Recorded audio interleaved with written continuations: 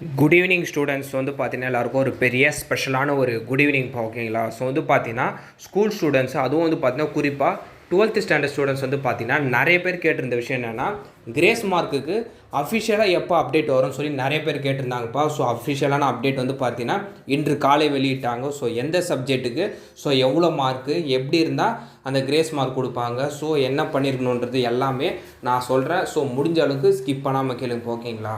So பார்க்குற students வந்து கொஞ்சம் ஃபாலோ பண்ணி வச்சுக்கோங்க, அப்போ தான் உங்களுக்கு அப்டேட்டு ரெகுலராக ரீச் ஆகும். ஸோ வந்து பார்த்தீங்கன்னா இப்போ கிடச்சிருக்கிற அஃபிஷியல் அப்டேட் என்னென்னு வந்து பார்த்தீங்கன்னா 12th ஸ்டாண்டர்ட் ஸ்டூடெண்ட்ஸ் வந்து பார்த்தீங்கன்னா நீங்கள் பப்ளிக் எக்ஸாம் எழுதிருப்பீங்களே. ஸோ அதில் மேக்ஸ் எக்ஸாமில் வந்து பார்த்தீங்கன்னா ஒரு குறிப்பிட்ட ஒரு 1 மார்க் கொஷினுக்கு கிரேஸ் மார்க்கு கொடுத்துருக்காங்க.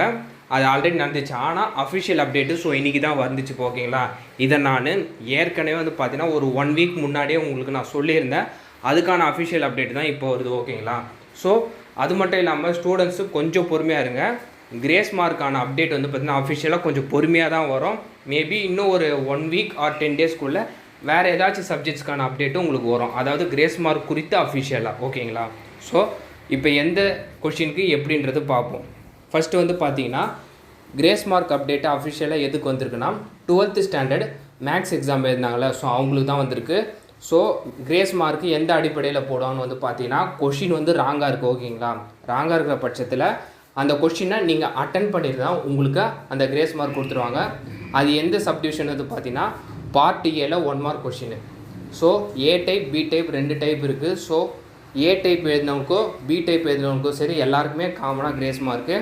ஏ டைப்பில் வந்து பார்த்தீங்கன்னா 10th 1 மார்க்கு, பி டைப்பில் வந்து பார்த்தீங்கன்னா 20வது 1 மார்க் ஓகேங்களா. நீங்கள் கொஸ்டின் நம்பர் போட்டு ஏதாவது ஒரு ஆப்ஷன் எழுதியிருந்தாலே போதும், இல்லை கொஸ்டின் நம்பர் போட்டு நீங்கள் எழுதலைனாலும் உங்களுக்கு அந்த 1 மார்க் கொடுத்துருவாங்க.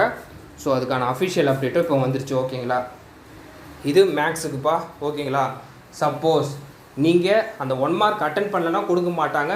நீங்கள் கொஸ்டின் நம்பர் போட்டு ஏதாவது ஒரு ஆப்ஷன் எழுதியிருந்தாலோ இல்லை கொஸ்டின் நம்பர் போட்டு பிளாங்காக விட்டாலோ உங்களுக்கு அந்த 1 மார்க் கொடுத்துருவாங்க. ஸோ மேக்ஸிமம் நான் தெளிவாக சொல்லியாச்சு. வேறு இன்னும் ஒரு சில சப்ஜெக்ட்ஸ்லாம் நான் அன்அஃபிஷியலாக சொன்னது வந்து பார்த்தீங்கன்னா இன்னும் கூடிய விரைவில் ஒரு சில நாட்கள் கழித்து வந்து பார்த்தீங்கன்னா கண்டிப்பாக அஃபிஷியல் அப்டேட்டாக வந்து பார்த்தீங்கன்னா கல்வித்துறையில் உங்களுக்கு அப்டேட் வந்துடும். நான் அதையும் உங்களுக்கு நான் தெளிவாக அப்டேட் பண்ணிடுவேன் ஓகேங்களா. மறக்காமல் இந்த அப்டேட்டை உங்கள் ஃப்ரெண்ட்ஸ் அண்ட் ஸ்டூடெண்ட்ஸ்க்கு ஷேர் பண்ணிடுங்க.